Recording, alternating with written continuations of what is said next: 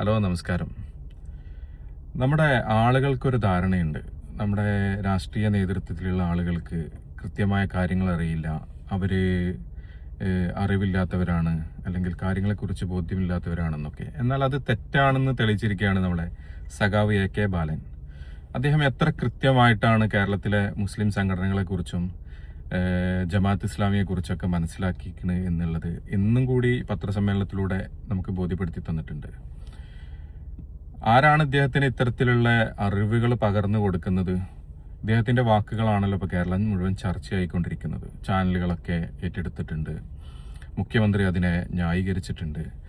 ഈ ജമാഅത്ത് ഇസ്ലാമിയുടെ അപകടത്തെക്കുറിച്ചൊക്കെ വളരെ കൃത്യമായിട്ട് ബാലേട്ടൻ പറയുന്നുണ്ട് പലയിടത്തും.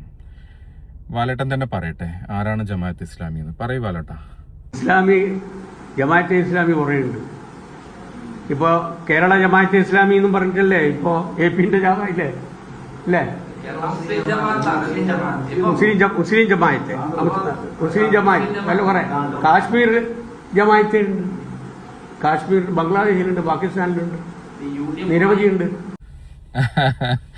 ഇതാണ് ബാലേട്ടന്റെ ജമാഅത്ത് ഇസ്ലാമിയെ കുറിച്ചുള്ള കാഴ്ചപ്പാട്. ബാലേട്ടൻ കണ്ട ജമാഅത്ത് മുസ്ലിം ജമാഅത്തിന്റെ കാന്തപുരം നടത്തുന്ന റാലിയാണ്. ഒരുപാട് ജമാഅത്തേരുണ്ട്. ഒരു പക്ഷേ വല്ല പള്ളി മസ്ജിദിന്റെ ഒക്കെ മുന്നിൽ കൂടെ പോകുമ്പോൾ ജമാഅത്ത് ബാങ്ക് ഇഖാമത്തൊക്കെ കൊടുത്തു കഴിഞ്ഞാൽ ജമാഅത്ത് കൂടാൻ വേണ്ടി പോകുന്നതൊക്കെ കണ്ടിട്ട് ഇതൊക്കെ ജമാഅത്താണ് എന്ന് തെറ്റിദ്ധരിച്ചിട്ടുണ്ടാവും ഈ സാധു. ഏത് ജമാഅത്തിനെയാണ് ബാലേട്ടൻ എതിർക്കുന്നത് എന്നുള്ളതാണ് ഇപ്പോൾ മനസ്സിലാവാത്തത്. പാർട്ടിയിൽ വിശ്വാസികളായിട്ടുള്ള ആളുകളുണ്ടല്ലോ, അവരാരെങ്കിലും പള്ളിയിൽ പോകുമ്പോൾ ജമാഅത്ത് കൂടാൻ പോവുകയാണെന്നൊക്കെ പറയുമ്പോൾ ബാലേട്ടൻ ഇതൊക്കെ പാർട്ടി മൊത്തം ജമാഅത്തേറായി എന്നുള്ള തരത്തിലൊക്കെ തെറ്റിദ്ധരിച്ചോ ആവോ?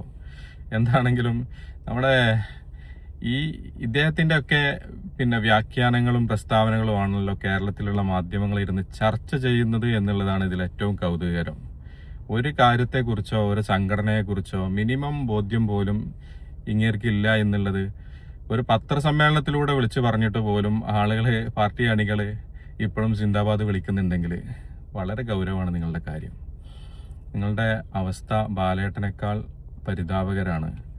എന്താണെങ്കിലും ജമാഅത്തിനെ കുറിച്ചുള്ള കൂടുതൽ ആഖ്യാനങ്ങളും കണ്ടെത്തലുകളൊക്കെ ബാലൻ സഖാവിന്റെ അടുത്ത പത്രസമ്മേളനത്തിൽ ഉണ്ടാവട്ടെ എന്ന് നമുക്ക് പ്രത്യാശിക്കാം.